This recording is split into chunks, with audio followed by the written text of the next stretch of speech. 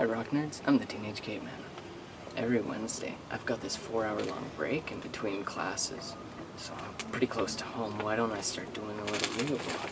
There's only so many how-to videos you can do. Maybe let's have a little conversation. Let's get flint napping. Flint napping! Okay, so I don't have all my tools that I normally like to use, but it's not the real thing. It's not the real aluminum mic popper, but it's close. I made a reproduction of it. And there's too much lead in it, and it shakes around. But I can still flint nap with it. It's still a mic popper. And I don't have an abrader with me either, so it's gonna be interesting. I'll just pick some stone and we can get started. What kind of rock today? Well, that thing's pretty glowy. Ah, too little. Well, I don't want to start out and break my first piece, so I guess I'll start out working a little piece of obsidian. Cute.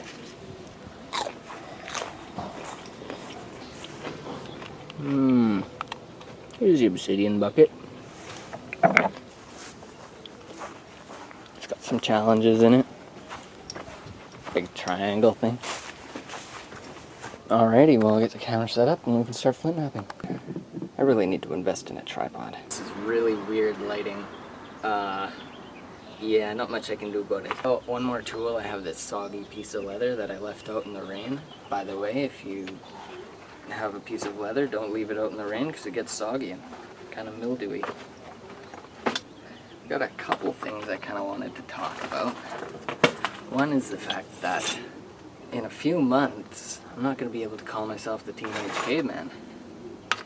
And that's a bit worrying. I'm thinking maybe something to do with East Van or something like that. I live in Vancouver. Like, I live in a big city. That's quite a big deal considering I'm a friggin' caveman, right? Caveman. How do you cavemen survive in the city? Other cavemen or cave women. I spent some time out in the country in the summer. Hey, maybe I'll talk about my summer. I had a pretty neat summer last summer. Basically I was going to get kicked out of the house if I didn't get a job, rightfully so, right? I basically said, well fine, if I have to get a job, I'm going as far away as possible. And I went up to the Northwest Territories. So first there was an intermediate step where I went out to Alberta. That was pretty fun. I spent some time with my aunt and uncle, well, they're my great aunt and uncle, and they introduced me to these people, and they're awesome folks. Awesome folks. They're potters, and they like wood fire. So while I was there, they were gonna do a wood firing, and they needed a kind of a helper. So I basically got to stay there for 10 days. I was pretty paleo. Wood-fired ceramics in a giant wood kiln. Oh man, that was so neat. Figure out how to take this big hump off the back here. You know what? I might be able to hit it like this. You see, it's almost like a little dip platform thing. No. Oh well. Yeah.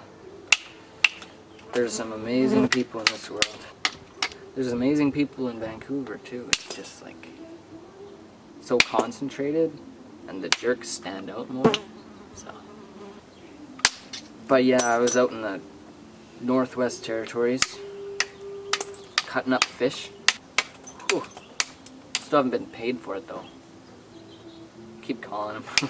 The North. If you ever get a chance to go up there, there's not much in the way of nappable stone. So if you're spending a long time there, make sure to bring some with you. I didn't. There's only some like red, grainy, limestone-y sandstone stuff. It's just crap, you know. You can barely pressure flake it.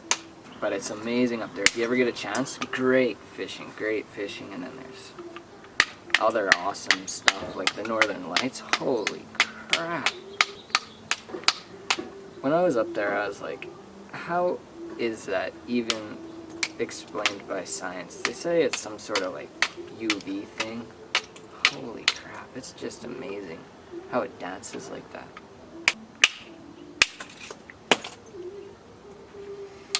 I'm thinning it out, see? Just Slowly but surely, they got some ugly step fractures, but they'll be gone soon. Right, no abrader.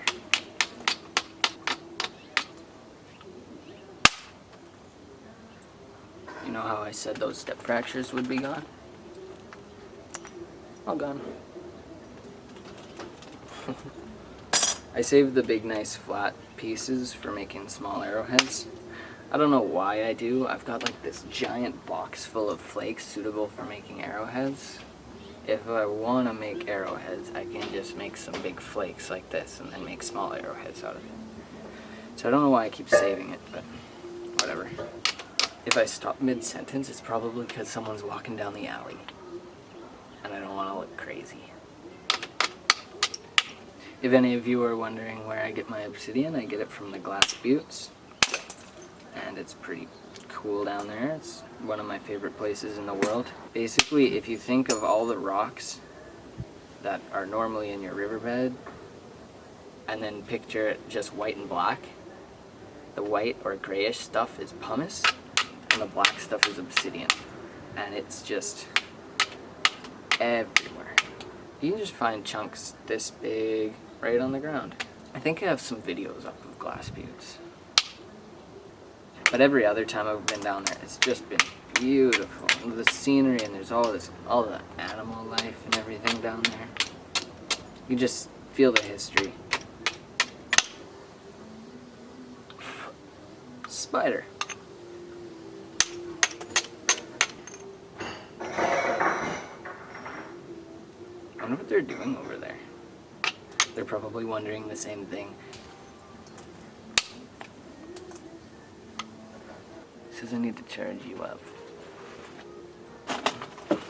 Close enough. I'll just bend down like this and be really intense.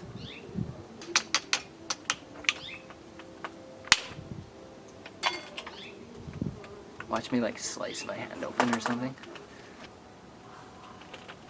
Uh-oh. Disaster waiting to happen. Yeah.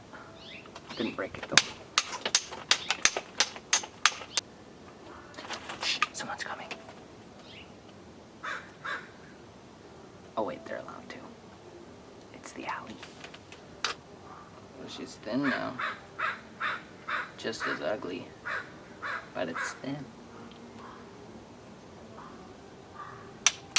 So how do you like this music track and crow cawing background?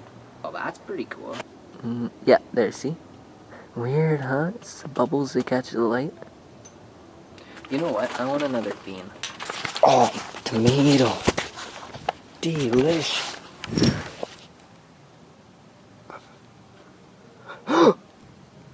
Something ate my tomato.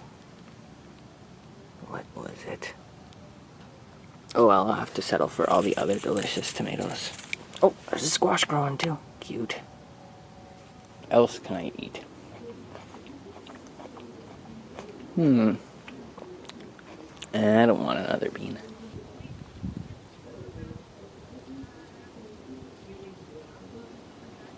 Delicious carrot.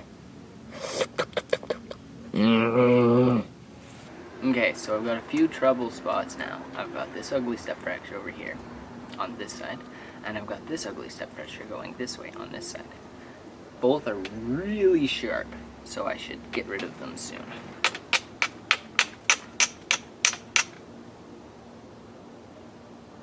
What was that? It landed on my arm and then disappeared.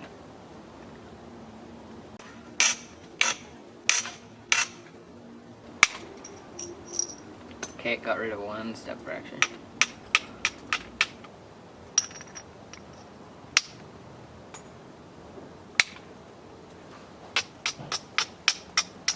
Oh, that's what it was. It was a big scary wasp.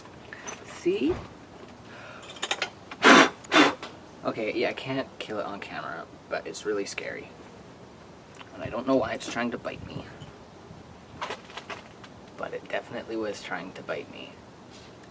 Because its little mandibles were right into my jeans. What the? What is with all of these big, buzzing, stinging insects flying around my head? Now this one's a hornet. Great hornet. So, this is pretty close to a finished biface thing, arrowhead, spear point. Wow, this is clear. Take a look, you can see my fingers right through it. Oh, kinda, a little bit, whatever.